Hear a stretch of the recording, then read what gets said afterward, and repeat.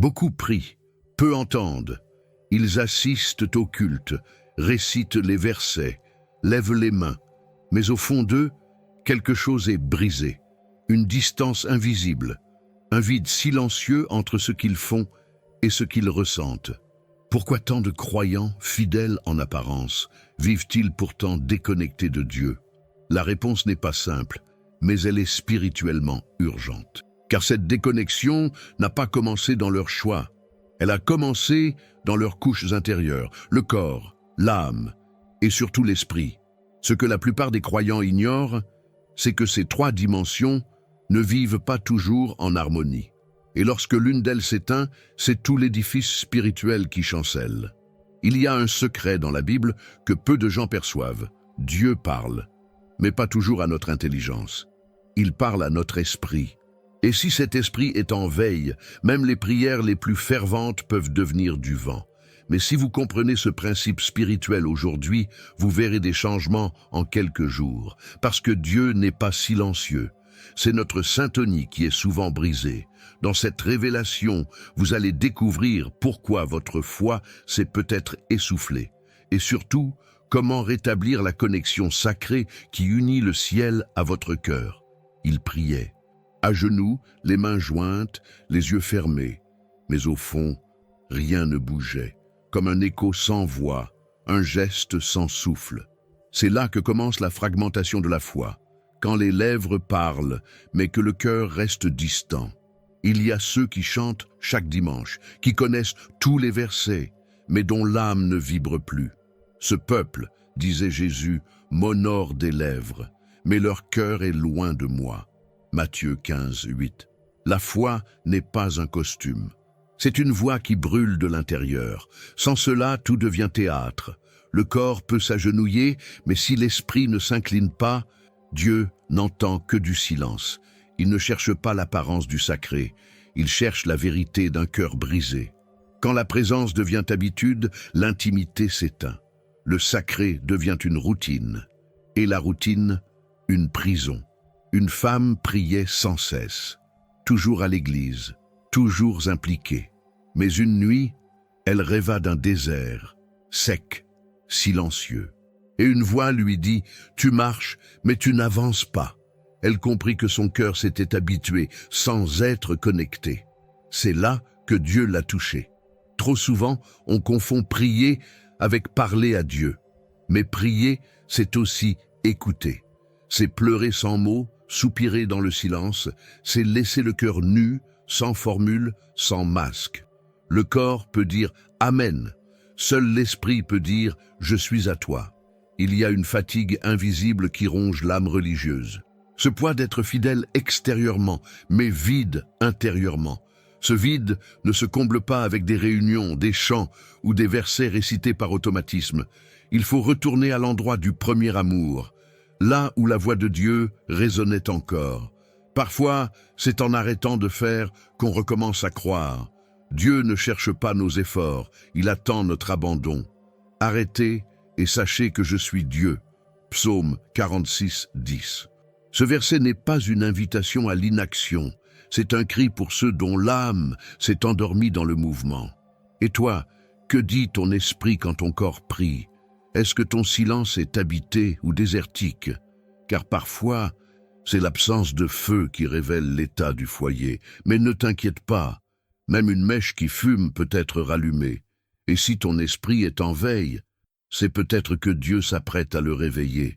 Vous êtes-vous déjà senti perdu, déconnecté de qui vous êtes vraiment, sans savoir quel est le plan de Dieu pour votre vie? La vérité, c'est que vous n'êtes pas ici par hasard. Dieu a un but pour vous, et je veux vous aider à le découvrir. C'est pourquoi j'ai créé 3 e-books qui transformeront votre parcours avec Dieu. Cliquez sur le lien dans le commentaire épinglé et commencez votre transformation dès maintenant. L'âme est un pont, mais que se passe-t-il quand ce pont est fissuré?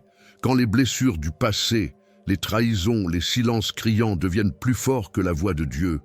Beaucoup prient, mais ce n'est pas le ciel qu'ils entendent, c'est l'écho de leur propre douleur. Une voix qui dit « Tu ne mérites pas d'être écouté ». La parole dit « L'esprit de l'homme le soutient dans la maladie, mais l'esprit abattu, qui le relèvera ?» Proverbe 18, 14. Oui, Qui peut redresser une âme écrasée par les saisons de larmes, quand la culpabilité devient prière et la peur devient théologie? L'âme ne transmet plus la vérité, elle la déforme. Un homme me disait un jour, « Je crois en Dieu, mais je sens qu'il ne veut plus de moi. » Et pourtant, ce n'était pas Dieu qui s'était éloigné, c'était sa blessure qui parlait à sa place. Quand l'âme est en sang, même la lumière paraît crue, même l'amour semble suspect. Les émotions non guéries deviennent comme du sable dans les engrenages spirituels. Tu veux avancer, mais tout grince. Tu veux entendre, mais tout résonne faux. C'est pourquoi l'âme blessée ne peut pas diriger la relation avec Dieu. Elle doit d'abord être visitée, apaisée, restaurée. Jésus ne nous demande pas de cacher nos larmes, il les recueille. Il pleura devant la tombe de Lazare, non parce qu'il doutait de la résurrection, mais parce que l'âme humaine mérite d'être touchée avant d'être relevée. Ce que tu ressens, il l'a déjà porté. Combien de prières sont en réalité des cris étouffés? Seigneur, je t'aime. Mais au fond, l'âme murmure. Ne m'abandonne pas comme les autres l'ont fait. Voilà pourquoi l'adoration vraie ne commence pas par une mélodie, mais par un soupir sincère. Dieu veut guérir les cœurs brisés, mais il ne force jamais l'entrée. Parfois, il attend qu'on ose dire « je ne vais pas bien ». Et là, l'huile commence à couler. Pas celle des grandes promesses, mais celle du baume. La guérison commence par l'aveu de la fracture. Et si tu écoutes ton cœur ce soir, qu'entends-tu? Est-ce que ce sont les battements de la foi ou les échos d'un combat ancien que tu caches sous des versets bien récités? Si ton âme saigne encore, ne fuis pas. Dieu ne te demande pas d'être prêt, il te demande juste d'ouvrir.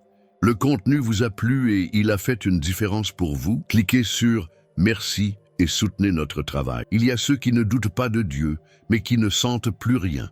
Pas de feu, pas de flamme, pas même une braise. Le cœur connaît les mots, mais ne les ressent plus. Et pourtant, la Bible est claire. N'éteignez pas l'esprit. 1 Thessaloniciens 5, 19. Mais que faire quand la lampe s'étue? L'Esprit Saint ne quitte pas, mais il se tait. Il ne se retire pas, mais il attend. Il attend que tu remarques son absence, comme on ressent le silence dans une maison où quelqu'un manque. Il ne frappe pas avec violence. Il soupire doucement et espère qu'un jour, tu tourneras de nouveau l'oreille. La première chose que l'on perd, c'est la joie. Pas la joie de vivre, non, la joie de croire. Celle qui fait chanter l'âme même dans les déserts. Quand cette joie s'éteint, l'esprit est en veille et tout devient devoir. Prier, lire, aller à l'église. Des gestes qui autrefois faisaient vibrer deviennent mécaniques. Une femme m'a écrit un jour « Je vais à l'église, mais c'est comme si mon âme restait à la maison. » Son esprit était éteint, comme une lampe sans huile. Et pourtant, elle continuait. C'est ça le piège. Quand on s'habitue à marcher dans l'ombre, on croit que c'est normal de ne plus voir clair. Le feu de Dieu ne s'éteint pas d'un coup. C'est progressif. Un jour, tu pries un peu moins. Le lendemain, tu éteins ta louange parce que tu es fatigué. Puis vient le moment où tu ne ressens plus rien en ouvrant la Bible et tu te dis « Je suis toujours là ». Mais l'esprit ne brûle plus. Et pourtant, il suffit parfois d'un murmure pour rallumer la flamme. « Viens, Esprit de Dieu !» Même dit faiblement, ce cri peut percer les cieux. Le feu ne revient pas toujours avec un miracle spectaculaire. Il revient souvent avec des larmes dans une nuit silencieuse. Le problème, c'est qu'on croit que la tiédeur est normale, qu'on peut servir Dieu sans désir, aimer sans feu, obéir sans passion. Mais Dieu est feu, pas émotion, feu. Il est vivant. Et s'il est vivant, il brûle. Et s'il brûle, alors l'esprit ne peut rester en cendres. Si tu ne sens plus rien, ne te condamne pas. L'esprit n'est pas parti. Il attend. Il attend que tu remettes l'huile, que tu dises « Je te veux encore ». Et même si ta foi est fragile, même si ton cœur est tiède, il viendra. Car Dieu ne rejette pas la lampe brisée. Il souffle dessus et la rallume. Le temple était magnifique. Dorures, colonnes, encens. Mais la gloire s'était retirée. Le prophète Ézéchiel l'a vu. La gloire de Dieu sortait du sanctuaire pendant que les rituels continuaient. Le corps peut continuer à servir, même quand l'esprit n'est plus là. Et c'est souvent ainsi que commence l'épuisement. Le corps sans esprit est mort. Jacques 2, 26. Ce verset n'est pas qu'une vérité médicale, c'est une révélation spirituelle. Le croyant qui sert sans présence divine finit vidé, rincé, desséché. Beaucoup tombent malades, non parce qu'ils font trop, mais parce qu'ils ne reçoivent plus rien. Un pasteur m'a confié un jour, je prêche, je visite, je console, mais je n'ai plus de force. Je donne tout, mais je ne reçois plus. Et je lui ai demandé, quand as-tu mangé pour la dernière fois dans le lieu secret? Il m'a regardé, en silence. Son corps parlait, mais l'esprit avait été négligé. Le service sans présence devient esclavage.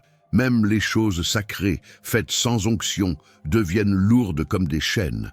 Ce n'est pas un péché de se fatiguer, mais c'en est un de négliger l'autel, d'où vient la force. Ce n'est pas le travail qui nous brise, c'est l'absence de feu dans l'ouvrage.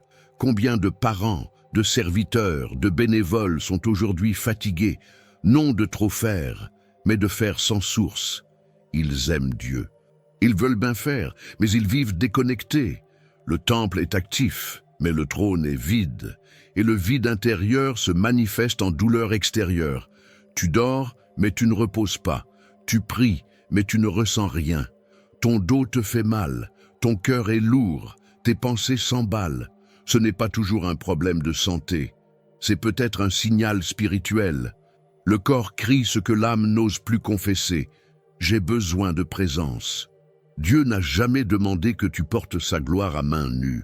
Même Moïse, qui parlait face à face avec lui, avait besoin de s'écarter dans la tente d'assignation. Ce n'est pas un luxe, c'est une nécessité. Le repos dans la présence de Dieu est le seul remède à l'épuisement sacré. Alors, avant de continuer à servir, pose-toi cette question. Ton service vient-il de l'abondance de ta communion ou du vide de ton obligation? Parce que tôt ou tard, même le temple le plus solide s'effondre, si la gloire n'y habite plus. Et parfois, c'est le bruit de cet effondrement qui réveille. Il y a des voix qui parlent fort, mais qui n'ont plus rien à dire. Des voix qui enseignent les gestes, mais ont oublié la grâce. Des chants sans onction, des doctrines sans feu. La religion devient un bruit de fond quand elle remplace la voix du Père par l'écho des traditions, ayant l'apparence de la piété, mais reniant ce qui en fait la force. 2 Timothée 3,5. Voilà l'avertissement. Ce n'est pas l'athéisme qui endort le croyant, c'est la routine religieuse. On croit savoir, mais on ne sent plus. On parle de Dieu, mais on ne l'écoute plus. Un homme m'a dit un jour, « Je fais tout bien, mais je ne sens rien. » Je lui ai répondu, « Tu es devenu expert en rituel, mais novice en intimité. » Dieu ne cherche pas des techniciens du culte, il cherche des amoureux de sa voix, des âmes qui tremblent, non de peur, mais de désir. Le système religieux enseigne la peur de l'erreur. Mais le Saint-Esprit enseigne la joie de la vérité. Il y a une grande différence entre ceux qui obéissent pour ne pas être rejetés et ceux qui obéissent parce qu'ils ont été touchés. Le premier vit par crainte, le second par feu. Quand la religion devient système, Dieu devient fonction. On prie pour que les choses aillent bien, pas pour connaître le cœur du Père. On lit la Bible comme un contrat, pas comme une lettre d'amour. Et les bancs se remplissent pendant que les cœurs se vident. Jésus n'a jamais voulu bâtir une religion. Il est venu restaurer une relation. Il n'a pas choisi les prêtres du temple, mais les cœurs brisés au bord du chemin. Il a guéri dans les sabbats, bouleversé les coutumes et dit « Dieu veut des adorateurs en esprit et en vérité ». La religion fait taire l'intuition spirituelle. Elle craint le silence car dans le silence, Dieu parle. Elle préfère l'agitation, les programmes, les slogans. Mais le royaume ne vient pas avec tapage. Il vient dans le murmure, comme un souffle qui brise les murs intérieurs. Et si tu reconnais que ton cœur s'est habitué au système, alors une porte s'ouvre, pas une porte d'église. Une porte intérieure, celle où Dieu te dit « Je t'attends hors du camp », là où il n'y a pas de bruit, là où seul le vrai reste. Et c'est là que commence la reconnexion. Tout semblait éteint, jusqu'à ce que quelque chose change. Un soupir, un verset lu autrement, une larme tombée sans raison. Ce sont ces petits signes qui annoncent le retour de la vie spirituelle. Dieu ne revient pas avec fracas. Il revient souvent avec un frisson. L'Esprit lui-même rend témoignage à notre esprit que nous sommes enfants de Dieu. Romains 8, 16. Ce verset n'est pas une idée, c'est une expérience. Un moment où tu sais que tu n'es plus seul. L'Esprit ne parle pas toujours en mots. Il parle en certitude profonde, inébranlable. Quand le Saint-Esprit rallume l'âme, ce n'est pas seulement la foi qui revient, c'est la respiration. Tu n'essaies plus de survivre, tu commences à revivre. Tu ouvres ta Bible et elle devient pain. Tu pries et ce n'est plus un effort, c'est une rencontre. Le ciel redevient accessible. Un homme m'a confié qu'il avait tout abandonné, jusqu'au jour où son petit-fils lui a demandé « Papy, pourquoi tu ne parles plus à Jésus ?» Cette question a rouvert une brèche dans son cœur. Cette nuit-là, il a pleuré, et le feu est revenu. Parfois, Dieu utilise une voix innocente pour raviver l'esprit. La reconnexion ne commence pas par des manifestations extérieures. Elle commence dans l'intime, là où personne ne te voit, là où tu dis à Dieu « Je suis revenu même si je ne sais pas prier ». Et lui, fidèle, se lève. Il n'a jamais bougé, c'est ton cœur qui retrouve le chemin. Et alors, tout change. Le corps retrouve sa force, l'âme retrouve son repos, et l'esprit devient une source. Tu ressens la paix sans raison apparente. Tu souris sans comprendre pourquoi, parce que la présence a recommencé à couler, pas comme une rivière, mais comme une huile douce. Tu n'as plus besoin de forcer, tu n'as plus besoin de jouer un rôle.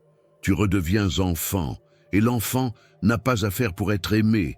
Il est aimé simplement parce qu'il existe.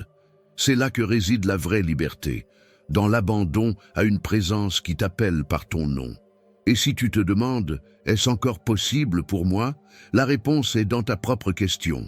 Car si tu le désires, c'est que l'Esprit te parle déjà. Et si tu entends sa voix, n'endurcis pas ton cœur. Car la reconnexion n'est pas un rêve lointain, c'est une porte ouverte aujourd'hui. Tu as peut-être reconnu ton état dans ces paroles. Peut-être que ton corps serre, mais que ton esprit s'est endormi. Peut-être que ton âme pleure, mais que personne ne l'entend. Peut-être que tu vis une foi déconnectée, mécanique, silencieuse. Mais aujourd'hui, tu as ressenti un frémissement. Ce n'est pas une émotion, c'est un appel. Dieu ne cherche pas des gestes parfaits, il cherche des cœurs rendus. Et si tu es encore en vie, c'est que le ciel n'a pas fermé ton dossier. Il veut rallumer ton esprit, guérir ton âme, redonner au corps sa véritable vocation, être le temple d'une présence vivante, pas d'une religion morte. Alors pose-toi cette question. Que ferait Dieu aujourd'hui si tu lui ouvrais à nouveau chaque partie de ton être, corps, âme, esprit, sans masque, sans programme, sans bruit? Reviens à l'autel, là où tout commence, là où tout renaît. Et si ce message a parlé à ton cœur, ne le garde pas pour toi. Abonne-toi à cette chaîne, active les notifications et reste attentif, car Dieu n'a pas fini de te parler.